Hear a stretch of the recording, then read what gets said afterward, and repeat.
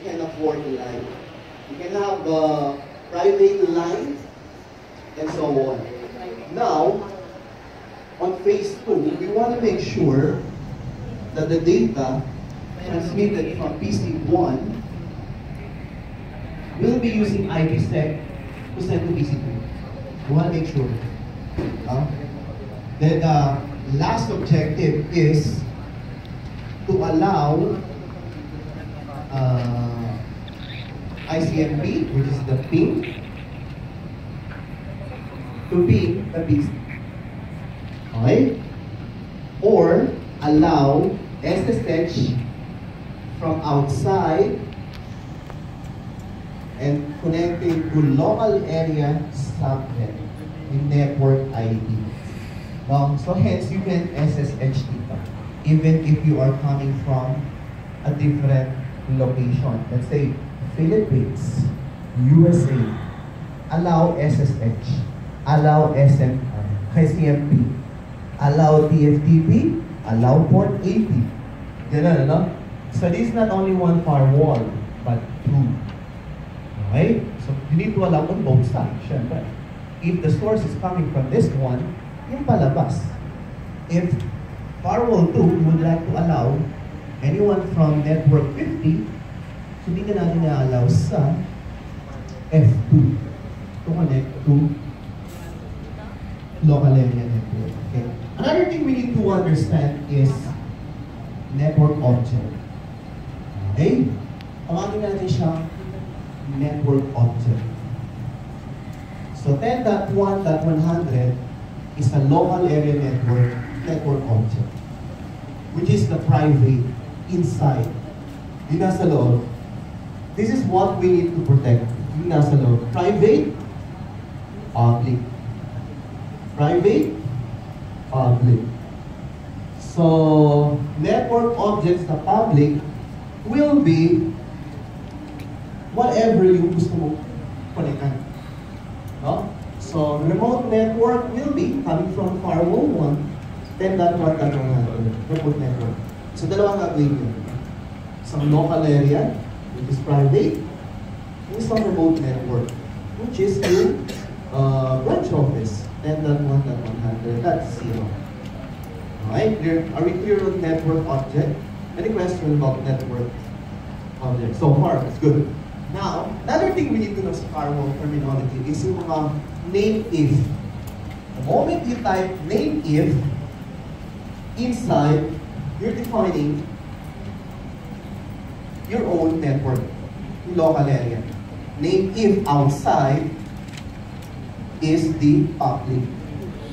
Another one, private VLAN, public VLAN.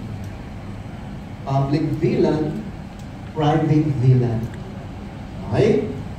And last one, you need to create a route. Route of 10.1.50.0 ipatungo sa 10.1.100.0 network. The moment you hit enter, you're creating route. Magiging pingable na siya. Without pressing enter, syempre, hindi siya magiging pingable. Okay? Are we clear on the infrastructure? So, ang gagawin ni sir, Red Tunnel R1. Yeah, dito ka. Okay. I need someone to configure R2 for Great Tunnel. Saba. Yeah, si Miss. Come on up. So, yeah, sige. Want to make sure you'll be configuring the right router. So, asan ang R1 dito? Dave, saka si Agi. So, Comey. Sige, Miss. Take a seat. Channel dito. Take a seat. So, ang gagawin mo, R2, R1. So, you have this one.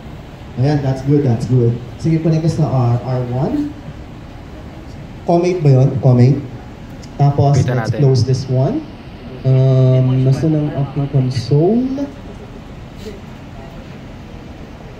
COM7 ba to?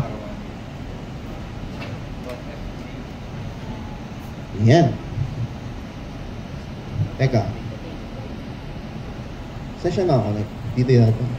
Connect natin dito. Teka, ba matapon yung drinks ko. Sayang.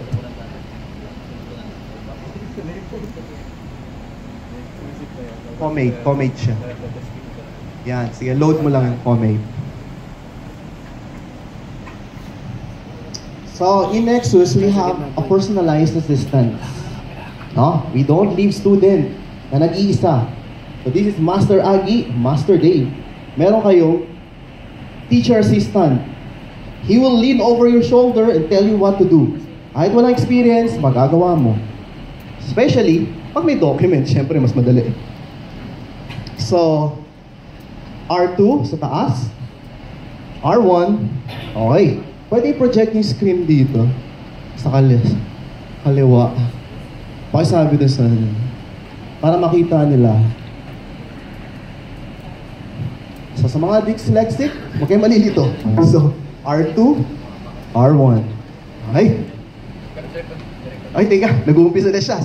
Sige, okay lang. Sige, R2. Configuration terminal. Explain ko lang. Sige, you can continue. Sige, okay lang. Explain ko lang for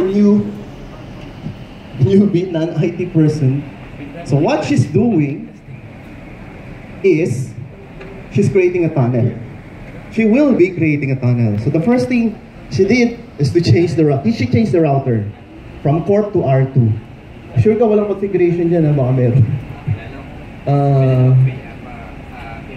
Pasyo, IP in briefs na, baka may laman. At yun lang po, do, space, show, space, IP, in, space, brief. We want to make sure wala siyang IP address. Ayan, enter. Ay, meron. Delete nyo muna ba? Okay, we need to erase, start. Burahin muna natin. Sa kanya may configuration. Padusyo, IP in brief na na.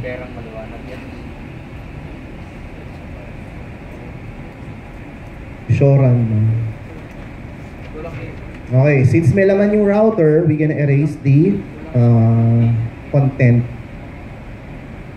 Enter. Spacebar. Oh, wala. Malinis. No? Spacebar. Okay. You're good to go. Pwede ka na mag-start. So, R1. Okay na yan. Conf T. So, what he's doing, he's going inside the global configuration mode. So, by typing conf T, global config, then hostname, changing the router from R1 to R1. Ito ginawa na niya kasi kanina. Okay. Next one, pasok sa F0 na lang. Kasi, yun ang gagamitin natin. F0. Backspace F00, which is the first interface. F0/0. Yan. Okay, enter. So, he's inside the first interface. Then, he will put IP address 200.0.0.1. So, IP address 200.0.0.1. Subnet spacebar 255.0.0 plus 8. Okay. Then, pasok sa interface. No shot mo muna sir. No shot. No shot means activate. No? Ilo-on mo yung interface. Basic. Okay, next one, pasok ka sa fast ethernet 0/1. Enter. Yan. Int. Space F0/1. Excuse me.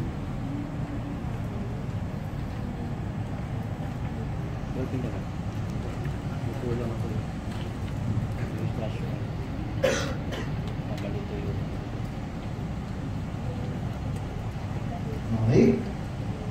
An IP address. Teka. Okay, kulang ka lang.